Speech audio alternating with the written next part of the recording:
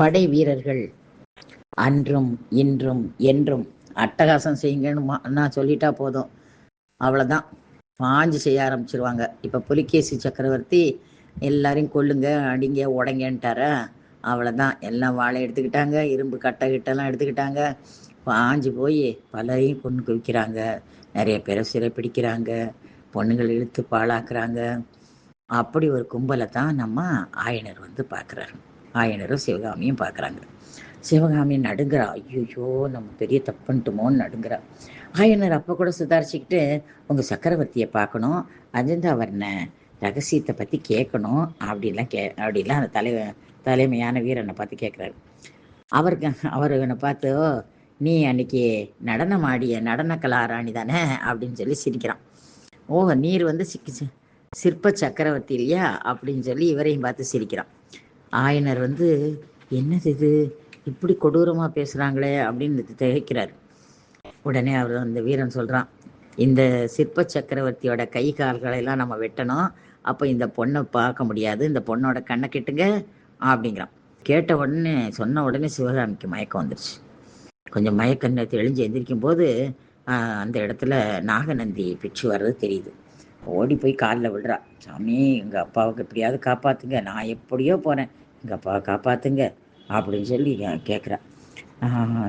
நீ நடந்து போயிடலாம்ல, நீ ஏற்கனவே நடனம் ஆடினவ தான், அதனால உன் கால் கொஞ்சம் நடக்கும், நீ நடந்து போயிரு, நான் உங்கள் அப்பாவை காப்பாற்றுறேன் அப்படின்னு சொல்லி சொல்கிறார். ஆயனரால் நம்பவே முடியல. என்ன இது, சளுக்கிய சக்கரவர்த்தி இவ்வளோ கொடூரமாக இருப்பாரா? ஐயோ, நான் சிவகாமியே தொலைக்கிறேனே, என் மகளை தொலைச்சிட்டேனே, இந்த அஜந்தாவர்ண ரகசியம்னு ஐயோ அப்படின்னு கதறாரு. அவரை இழுத்துட்டு போகிறாங்க, வீரர்கள்லாம் இழுத்துட்டு கொஞ்சம் ஒரு சின்ன மலையாக இருக்குது, அதில் மேலே இழுத்துட்டு போய் அங்கே வச்சு வெட்டி தள்ளுறதுக்கு எடுத்துகிட்டு போகிறாங்க. எடுத்துகிட்டு போனோடனே அங்கே நேரம் நிறுத்துகிறாங்க. நிறுத்து அப்படின்னு பெரிய சத்தம் கேட்கும். திரும்பி பார்த்தான்னா புலிகேசி சக்கரவர்த்தி நிற்கிறார். இது என்ன இது அப்படின்னு அவங்க பார்க்கும்போது அவங்க கை நழுவி ஆயனர் வந்து உருண்டு உருண்டு அந்த மலையிலேருந்து கீழே விழுந்துடுறாரு. அங்கே புலிகேசி சக்கரவர்த்தி வந்து வீரர்களெல்லாம், போங்கப்பா எல்லாம் ஊரை நோக்கி போனோம், போதும் எல்லாம் அங்கே உடைச்சது வச்சதெல்லாம் போகலாம் அப்படின்னு ஒரு ஆர்டர் போட்டுறாரு. போட்டுட்டு ஆயனரை போய் பார்க்க போகிறார். அவர் விழுந்திருக்கிறத பார்க்கறதுக்காக ஓடி போய் பார்க்குறாரு. பார்த்துக்கிட்டு இருக்கும்போது இவர் ஆயனர் கேட்குறாரு, நீங்கள் புலிகேசி சக்கரவர்த்தி தானா, நீங்கள் நாகநந்தியா அப்படின்னு கேட்குறாரு. நாகநந்தி தான் நான், இப்போதைக்கு எல்லாரையும் காப்பாற்றுறதுக்காக இந்த கிரீடத்தை தலையில் வச்சுருக்கேன் அப்படின்னு அதெல்லாம் கழட்டிட்டு சொல்கிறாரு. நான் இப்போ வந்து நேர வாதாபிக்கு போகிறேன்னா சிவகாமியை பார்ப்பேன். ஆனால் இப்போ இந்த செட்டுகள்லாம் நிறையா வந்து மகாபலிபுரம் போயிடுச்சு.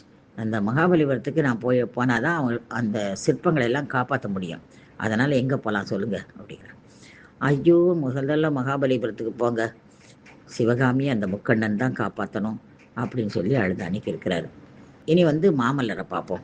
மாமல்லரும் பரஞ்சோதியும் அந்த பாண்டிய நாட்டு படையை விரட்டுறதுக்கு போயிருக்காங்க.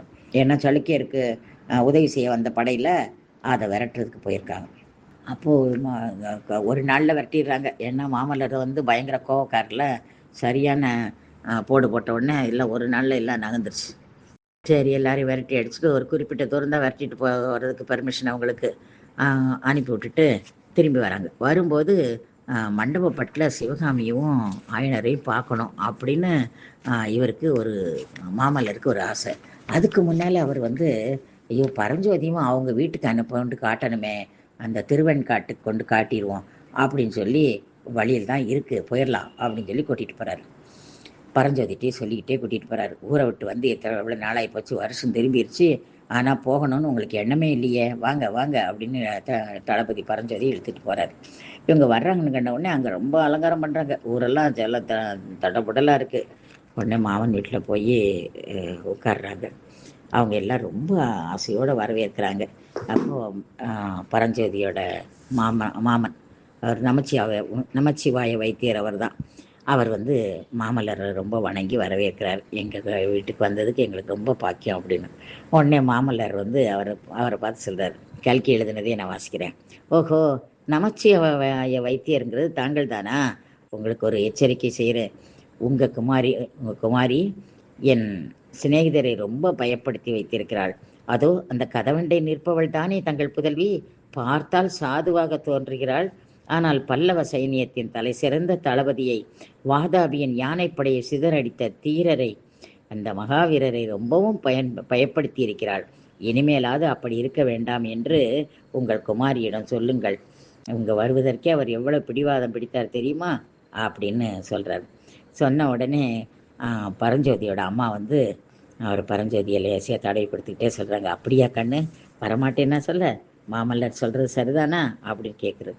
அவர் வந்து பரஞ்சோதி சொல்கிறார், ஆமாம் அவர் சொல்கிறது உண்மைதான் அப்படின்னு சொல்கிறார்.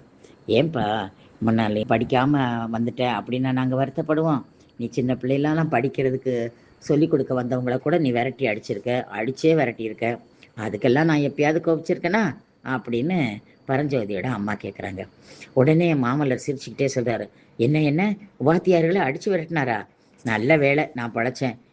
இந்த சாது பிள்ளை எனக்கு அவருக்கு படித்து கொடுக்கணும்னு என்னை ரொம்ப தொந்தரவு செய்தார். நான் மட்டும் படித்து கொடுக்க ஆரம்பிச்சிருந்தா என்ன ஆயிருக்கும்? என்னையும் அடித்து துரத்தி இருப்பார் இல்லையா அப்படின்னு சொல்லி சிரிக்கிறார்.